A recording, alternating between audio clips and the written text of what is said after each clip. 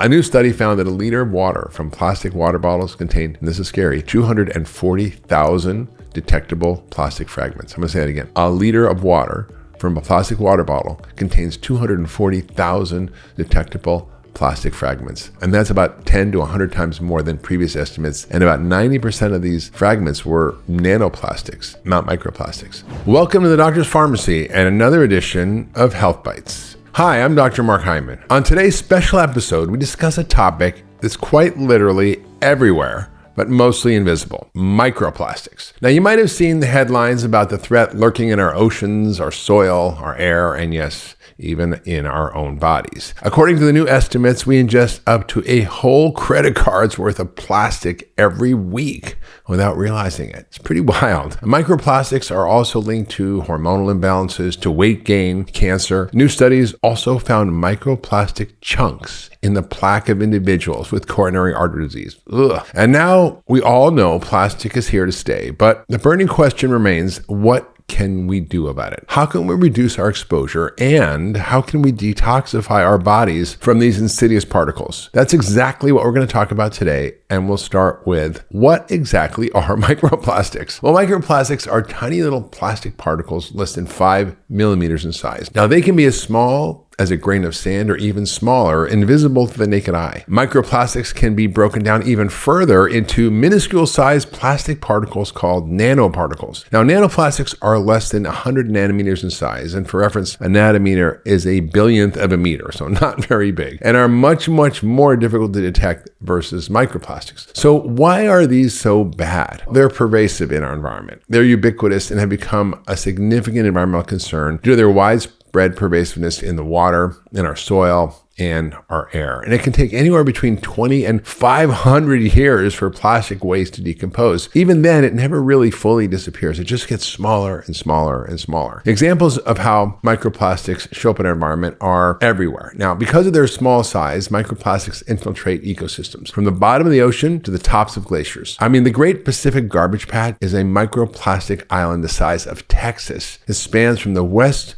coast of North America to Japan. 70% of that debris sinks to the bottom of the ocean. 14 million tons of microplastics exist on the ocean floor. And microplastics have been identified in the core of ice caps in Iceland, where I just came back from. Pretty frightening because it's very remote. Microplastics are easily ingested by wildlife, and then they bioaccumulate up the food chain, which then, of course, negatively impacts wildlife and human health because we're at the top of the food chain. So what impacts do microplastics have on human health? Well, in the CDC's National Report on Human Exposure to Environmental Chemicals, scientists analyzed urine samples from 2,517 individuals aged 6 and above for BPA, and they found almost every participant contained BPA. That's bisphenol A. Now, exposure from the time we're in utero is also going on. It's not just what we get when we're alive outside the womb, it's inside the womb. A recent study published in Toxicological Sciences analyzed 62 placenta samples, and microplastics were present in all of them, with polyethylene, what plastic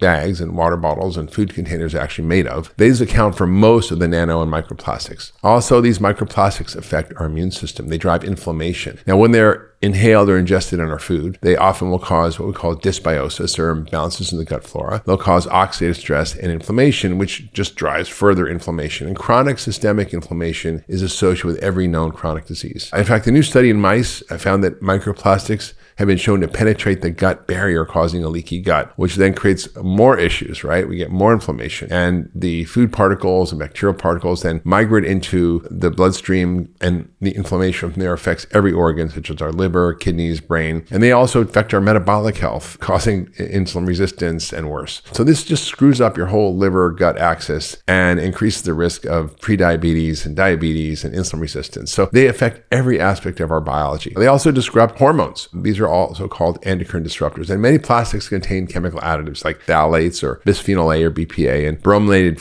flame retardants, which are just a few of the main ones. So let's look at BPA. BPA is structurally similar to estrogen and actually mimics estrogen in the body, which is why it's known as a xeno or foreign estrogen. It binds to the estrogen receptors, and then it alters hormone signaling, which is not a good thing. BPA causes epigenetic changes, so it literally changes the way your genes are expressed by something called DNA methylation. And then that causes all kinds of other issues, reproductive issues, cancer, metabolic issues, weight gain. It also affects reproductive system function. So when you have exposure to these microplastics and chemicals, it impacts your ability to reproduce. BPA, for example, impacts the female reproductive system and fertility by affects the maturation of eggs in the beginning of your menstrual cycle. And BPA is also associated with PCOS, or polycystic ovarian syndrome, and endometriosis, which, by the way, is an autoimmune disease. BPA doesn't just affect women, it also affects men, and it screws up spermatogenesis, meaning the making of new sperm. It's also associated with lower testosterone levels and reduced sperm count, reduced sperm motility, and increased sperm DNA damage. Not what you want to have if you're having a baby. We call these changes epigenetic changes. They're imprinting on your epigenome, which then has transgenerational effects. So what happens to, let's say, the grandparent can happen to the grandchild because of the insult that happened to the grandparent. This affects the fertility of progeny of many future generations, which is very scary. And we're seeing all kinds of weird stuff in animals, even in humans, genital abnormalities, influence on brain sex development. And BPA also has bad effects for men, right? They're anti-androgenic. Androgens are male hormones. They're responsible for the maintenance of male sex traits like,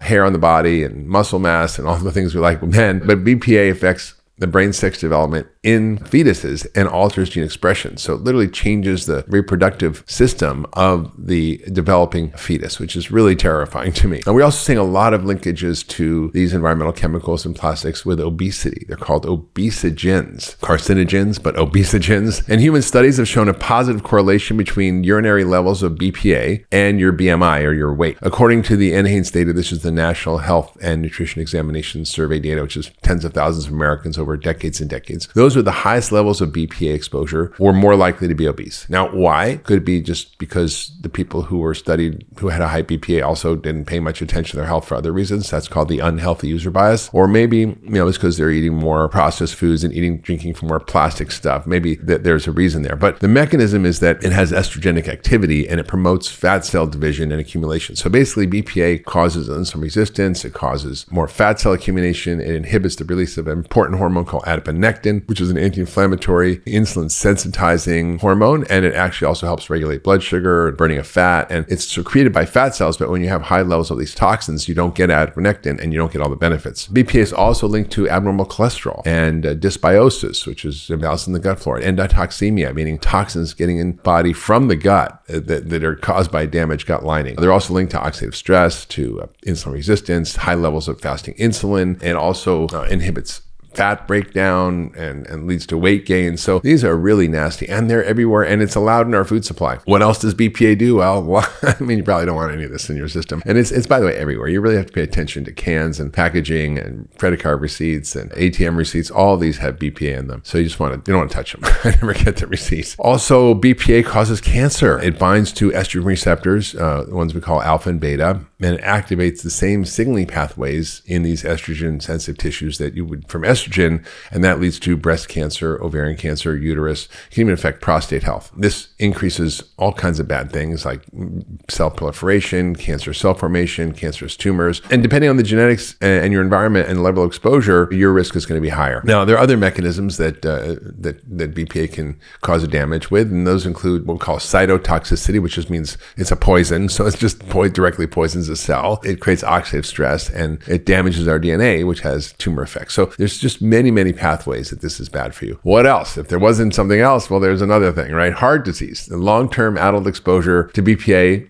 is associated with all sorts of things like heart disease, hypertension, atherosclerosis, plaque development, heart attacks. As we saw, the data is just pretty scary about this. And the research shows, for example, a 10-year study in the UK done by Meltzer and others found that higher BPA exposure correlates with an increased incidence of coronary heart disease, more heart attacks. Another observational study, and this is observational, but it was pretty scary actually, in the New England Journal of Medicine, and it looked at the presence of micro and nanoplastics in the plaque of 304 asymptomatic people who underwent carotid endarterectomy. That's cleaning out the blockages and then the arteries in the neck, and that can help prevent strokes. And they looked at the microplastics in that plaque, and they tried to track it, how it correlated with heart attacks, strokes, and death from all causes about 34 months later. And what was really frightening was that polyethylene, one of these microplastics, was detected in the carotid artery plaque of 58.4% of patients. And PVC from PVC pipes, polyvinyl chloride from vinyl flooring, credit cards, medical devices, furniture, was detected in 12% of patients. Now, when they looked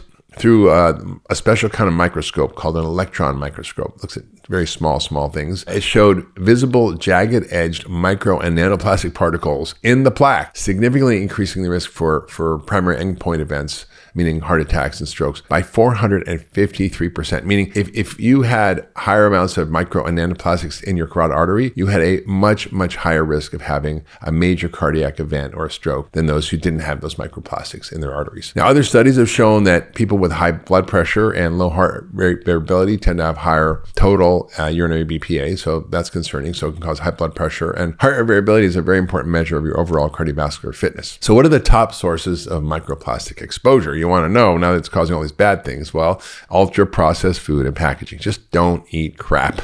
You're going to feel like crap. It's not good for you. There's no reason to eat it. It's not actually food. You should never put that past your lips. And I've done many podcasts. You can go back and listen to them on what ultra processed foods are and what they do, but it's pretty frightening. So where are you going to find also these microplastics? Well, cans, BPA lined cans, coffee cups, lids. We drinking all these coffees. I mean, bring your own cup, right? Bring your own can. Salt, even salt has it. Table salt, which is, ultra processed food, also has a lot, but sometimes that has microplastics. Tea bags. You think, tea bags are fine, coffee filters, but they're not. Polypropylene is a type of plastic that's used to seal tea bags and keeps them kind of together in hot water, but not good because that plastic can leach into your tea. A single plastic tea bag at the brewing temperature can release, get this, 11.6 billion microplastics and 3.1 billion nanoplastics. That's scary. This is from the Environmental Science and Technology Journal. Keurig coffee machines, those plastic tubing and the plastic little things that they do. I mean, I don't think we should be using that. Plastic water bottles, soda bottles, any beverage container, which is BPA lined, plastic containers, cups, bags, shrink wrap, Tupperware, often cutting boards. You have to be really careful and just try to use natural products. Personal care products, also another big source of these microplastics. Face wash has these microbeads, exfoliants, phthalates, and lotions, creams, toothpaste. Use Skin Deep, which is a database from the Environmental Working Group that gives you a guide on what to eat, use and eat on your body, and what to clean your house with that doesn't have all these crappy things in them. And watch out for your makeup. As I said, skincare products are full of these microplastics. What about your clothes? Well, clothes also are an issue. Polyester and synthetic fibers also are a big issue because when you wash them, those microplastics drain into our water supply. And a friend of mine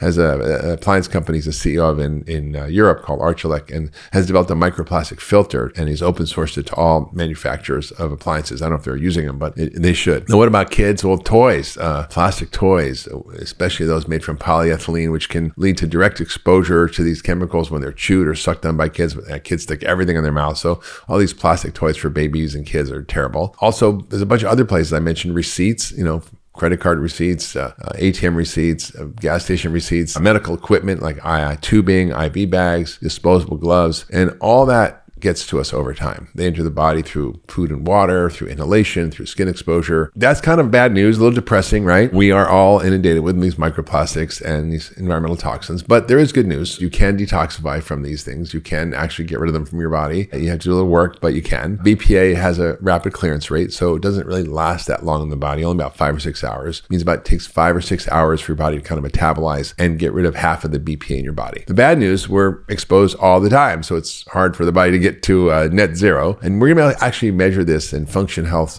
panel soon. We're going to measure BPA levels, so you can even test them. You go to functionhealth.com/Mark. We're not quite up there yet with that test, but we'll get there soon. We'll also look at PFAS, forever chemicals. So we'll be able to start testing these things, and you can see your exposures. So the first step is really to reduce your exposure. How do you do that? Air filters and water filters. So water filters are great. You can use AquaTrue, a linked in show notes. Also, just a reverse osmosis filter, but other types are fine. Swap out plastic food containers with glass ones. Don't eat ultra processed food, right? So you're going to reduce your exposure to microplastics and phthalates and PFAS from processing and packaging. Swap out your plastic cups for glass cups. Use rock salt like Redmond's real salt. That's my favorite. Never heat food or drinks in plastic ever in the microwave or anywhere else. Stay away from the instant meals that you cook in plastic, like a cup of noodles, soup, rice. Just don't do that. Avoid drinking from plastic water bottles, which is hard to do, but we should definitely be doing that, both to not pollute the planet with plastic, but also to not pollute ourselves. A new study found that a liter of water from plastic water bottles contained, and this is scary, 240,000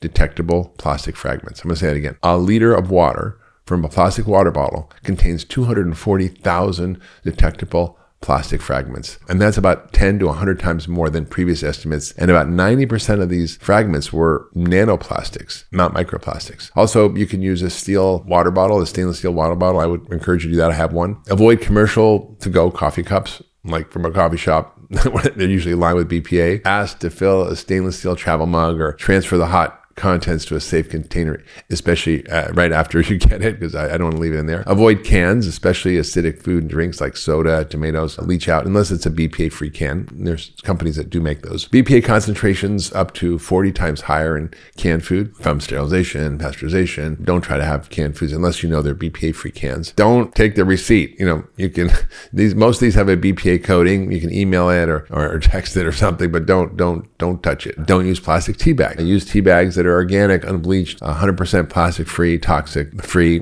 Cotton coffee filters are fine. Don't use Keurig or plastic tubing for coffee. You can use a stainless steel French press, pour over coffee. And again, as I said, say no to receipts. Bad idea. Get an air filter. HEPA filter is great. I like Air Doctor. I'll put a link in the show notes. Watch out for also something called BPS, because as soon as they find a chemical is bad and go, oh, BPA is bad, they come up with something else, which may not be better, right? And BPS is used as a replacement for BPA, but it can actually be more toxic. That's how you reduce your exposure. That's the first step, is get rid of the source. How do you actually detoxify your body from the microplastics? Well, your body has a built-in detoxification system, so you have to support those pathways, and it works better than any crash diet or juice cleanse. So you have to support it by eating the right food. Foods actually have components in them that help your body detoxify. So what are they? Well, antioxidants in general help scavenge free radicals. They protect against DNA damage, oxidative stress. Vitamin C is great because it's a great antioxidant, and you can get that from citrus fruit, oranges, kiwis, veggies. Vitamin E, another great antioxidant from wheat germ oil, nuts, some veggies.